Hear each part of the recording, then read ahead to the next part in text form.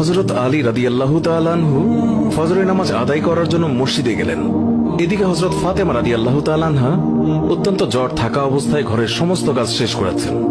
আলী রাদিয়াল্লাহু তাআলা আনহু মসজিদ থেকে এসে দেখলেন ফাতেমা কাঁদছেন। তিনি প্রশ্ন করলেন, ফাতেমা, তুমি কাঁদছো কেন?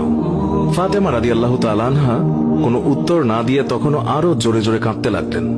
আলী রাদিয়াল্লাহু তাআলা আনহু কয়েকবার প্রশ্ন করার পর মা ফাতেমা কাঁদতে কাঁদতে বলল, আমি স্বপ্নের মধ্যে দেখেছি আমার আব্বাজান হযরত মুহাম্মদ সাল্লাল্লাহু আলাইহি ওয়াসাল্লাম আমার ঘরের মধ্যে ঢুকে কি যেন তালাশ করছেন। ঘর থেকে বের হওয়ার সময় আমি পেছন দিক থেকে আমার আব্বাজানকে ডাক দিলাম, ও আব্বাজান, আপনি কি তালাশ করছেন?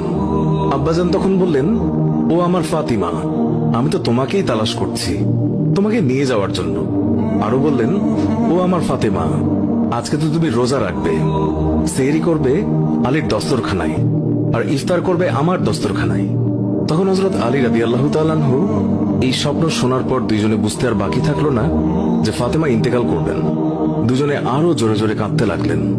এই সময়ের মধ্যে হযরত হাসান এবং হুসাইন রাদিয়াল্লাহু তাআলা আনহু এসে তারা জিজ্ঞাসা করলেন, আব্বাজান, আম্মাজান, আপনারা কেন কান্না করছেন? ফাতেমা রাদিয়াল্লাহু তাআলা আনহুর একটি অভ্যাস ছিল, যখন হাসান হুসাইন তাকে কোনো কাজে বিরক্ত করতেন তখন দুইজনকে নানাজানের কবরের কাছে যেতে বলতেন।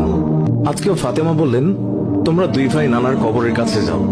কবরের নিকট যাওয়ার সাথে সাথে কবর থেকে আওয়াজ আসলো, ও আমার আদরের নাতিরা, এই মুহূর্তে তোমরা আমার কাছে কেন এসেছো? আমার কাছে তো সব সময় আসতে পারবে। এখন যাও, গিয়ে মায়ের চেহারার দিকে তাকিয়ে থাকো। আজকের পর তোমাদের আম্মাজানকে আর দেখতে পাবে না। এই কথা শোনার পর দুই ভাই কাঁদছেন এবং দৌড়াতে দৌড়াতে আম্মাজানের কাছে চলে গেল। গিয়ে আম্মাজানকে জিজ্ঞাসা করলেন, তোমরা দুইজন কেন কাঁদছো? বুঝেছি, নানাজান আমাদেরকে বলে দিয়েছেন যে আজকের দিনটি তোমার জন্য শেষ দিন। নানাজান তোমার চেহারার দিকে তাকিয়ে থাকার জন্য আমাদেরকে বলেছেন। বিকেলের দিকে হযরত ফাতেমা রাদিয়াল্লাহু তাআলা আনহা তার শরীর খারাপ হলো, তাকে বিছানায় শোয়ানো হলো। মা ফাতেমার মৃত্যুর পূর্বক্ষণে হযরত আলী রাদিয়াল্লাহু তাআলা আনহু তাকে তিনটি কথা বলেছেন। ও আলী, আমার প্রথম কথা হচ্ছে, যেদিন থেকে আমি আপনার ঘরে এসেছি ওই দিন থেকে আজ পর্যন্ত আমি আপনাকে অনেক কষ্ট দিয়েছি। আপনি যদি আমাকে ক্ষমা না করেন তাহলে কি আমার কারণে আব্বাজান অনেক লজ্জিত হবেন। বলেন, আপনি আমাকে ক্ষমা করলেন কিনা? আলী রাদিয়াল্লাহু তাআলা আনহু তিনি তখন উত্তরে বললেন, ইয়া ফাতেমা, তুমি কি বলছো এগুলো? আমি তোমার যোগ্য ছিলাম না। তোমার আব্বাজান দয়া করে মেহেরবানি করে তোমার হাত আমাকে দিয়েছেন। বিয়ের দিন থেকে আজ পর্যন্ত আমি আলী তোমাকে ঠিকমতো দুবেলা খাবার খাওয়াতে পারিনি। ও ফাতিমা, তুমি বলো, আমাকে ক্ষমা করেছো কিনা? তুমি যদি ক্ষমা না করো তাহলে আমাকেও কিয়ামতের দিন কঠিন শাস্তি ভোগ করতে হবে।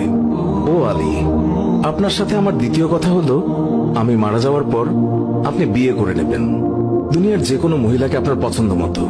আমি আপনাকে অনুমতি দিলাম, আর আমার বাচ্চা দুইটিকে সপ্তাহে একদিন আপনার কোলে নিয়ে ঘুমাবেন আপনার সাথে।